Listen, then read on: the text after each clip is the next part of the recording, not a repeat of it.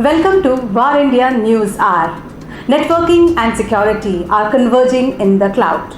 But a question arises, are you ready for this? The rise in remote working and distributed users accessing cloud-hosted applications means that the enterprise perimeter is no longer limited to users within the company's site. 52% of the respondents said in a survey that they have deployed cloud infrastructure as a service, and 42% said they currently use hybrid cloud.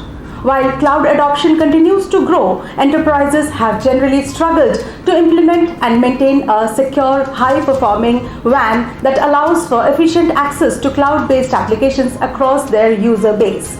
If you consider the distributed nature of enterprise applications and now the increasingly distributed nature of employees working from home, the traditional branch networking method of backhauling traffic from users and devices to a centralized location is highly inefficient.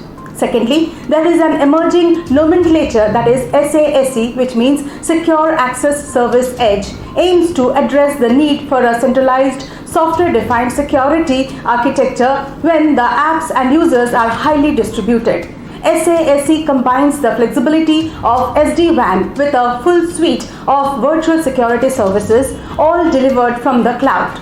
Furthermore, the rise in remote working and distributed users accessing cloud-hosted applications means that the enterprise perimeter is no longer limited to users within the company site. Think about it, if your applications are in the cloud and the users are at home or at a branch location spread across the globe, why is your organization's security set up at the headquarters location? The traditional model is time-consuming with subpar performance and a poor user experience. Secure Access Service Edge or SASE aims to address the need for a centralized software-defined security architecture when the apps and users are highly distributed. Let's look into today's headlines in VAR India. Cabinet reshuffle, Amit Shah to monitor Ministry of Cooperation.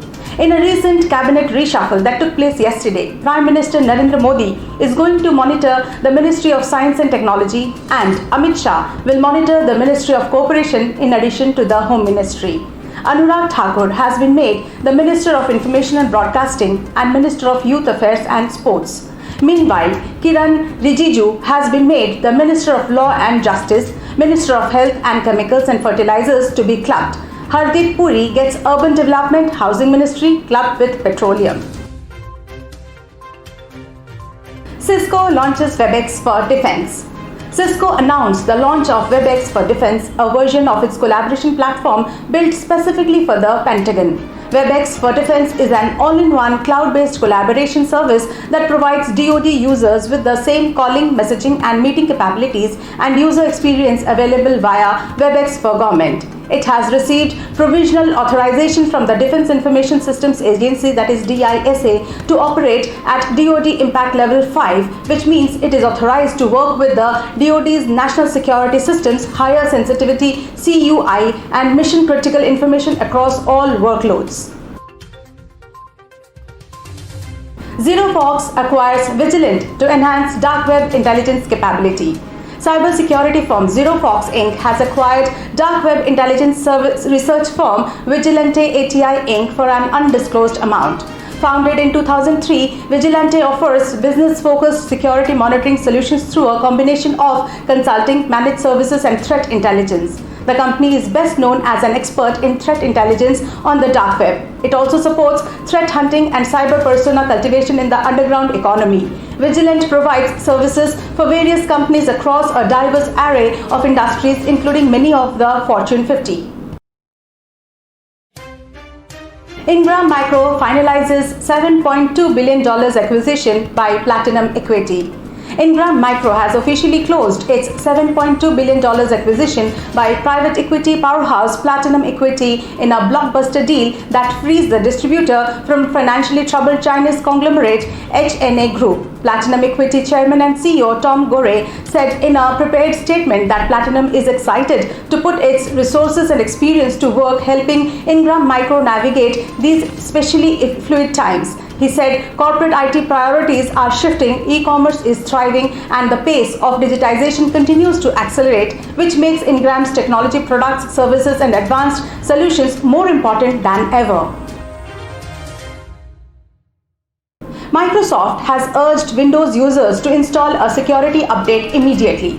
Microsoft urges Windows users to install a security update immediately after researchers find a serious vulnerability in the operating system that could let hackers install programs which allows multiple users to access a printer and view and delete data or even create new users' accounts on your computer. The security flaw, known as Print Nightmare, affects the Windows Print Spooler service. Researchers at cybersecurity company Sang4 accidentally published a how-to guide for exploiting it. That's it for now. Please like, share, comment and subscribe to War India News magazine. Stay tuned. Thank you.